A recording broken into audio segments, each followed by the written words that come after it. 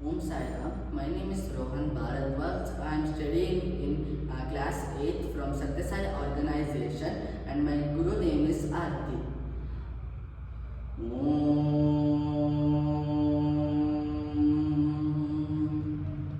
Vakratunda Mahakaya Suryakoti Samaprabha Nirvignam Kuru Me Deva Sarvakareshu Sarvada.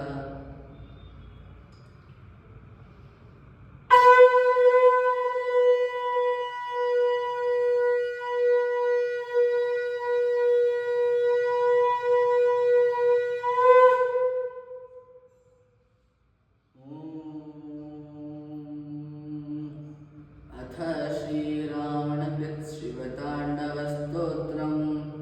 जटाटवीगलज्जलप्रवाहपावितस्थले गदेवलम्ब्यलम्बिताम्बुजं गतुङ्गमालिकां ढमड्डमड्डमड्डमन्निनादवड्डमर्वयं चकारचण्डताण्डवं तनोतु न शिव शिवम्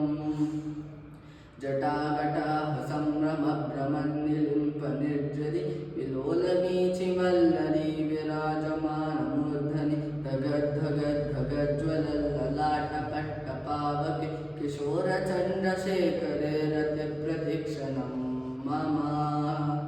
दरादरेन्द्रनन्दिनी विलासबन्धुबन्धुरस्फुरद्दिगन्तसन्ततिप्रमोदमानमानसे कृपाकटाक्षधोरणी दुर्धरापति क्वचित् विलम्बरे मनोविनोदमेतुवस्तुनि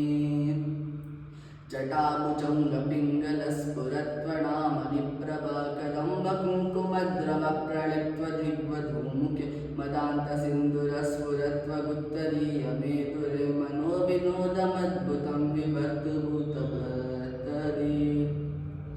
सहस्रलोचनप्रवृत्य शेषलेखशेखरा प्रसूनधूलिधोरणी विदूसरामपीठं भुजङ्गराजमानयानि बद्धजाटजूटकश्रे चिराय जायतुं चकोरबन्धुशेखरा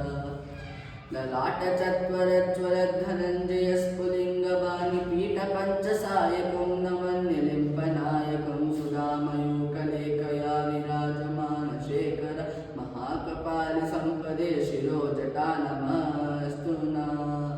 करालबालपट्टिका धगद्धगद्धगज्ज्वलद्धनञ्जया हृतीकृत प्रचण्ड पञ्चसायके तरादरेन्द्रनन्दिनी कुचाविचित्रपत्रक प्रकल्पनेकशिल्पिनी त्रिलोचने रते मम नवीनमेघमण्डली निरुद्धदुद्धरस्फुरत्कुमूनिशीतिनी तमाग्रबन्धबद्धकन्दर निलिम्पनिर्जरीधरस्तनोत्कृत्य सिन्धुर कदा निदानबन्धुरश्रियं जगद्दुरन्दर प्रफुल्लनीलपङ्कज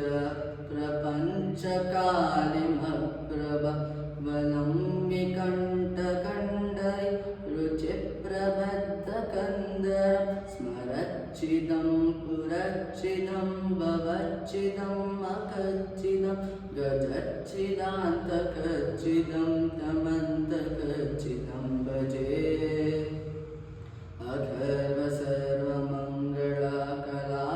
अथर्वसर्वमङ्गलाकलाकदम्बमञ्जरि रसप्रवाहमाधुर्यविजृम्भणामधुव्रतं स्मरान्तकं पुरान्तकं भवान्तकं मकान्तकं गजान्तकान्तकान्तकं तमन्तकान्तकं भजे जयत्वदभ्रविभ्रमभ्रमद्भुजङ्गमश्वस त्वनिर्गमत्करं स्फुरत्करालबालहव्यवाट् धिमिद्धिमिद्धिमिद्वनन्मृदङ्गतुङ्गमङ्गल ध्वनिक्रमप्रवर्तितप्रचण्डताण्डव शिव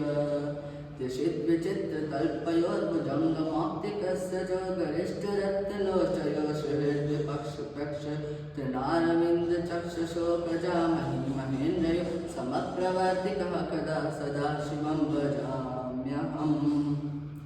कदा निलिम्पनिर्जरी निकुञ्जकोटरे वसन् विमुग्धदुर्मती सदा शिरस्तमञ्जलिं वहन् विलोललोललोचनोललामबाललग्नक शिवेति मन्त्रमुच्चरन् कदा सुखी भवाम्यहम्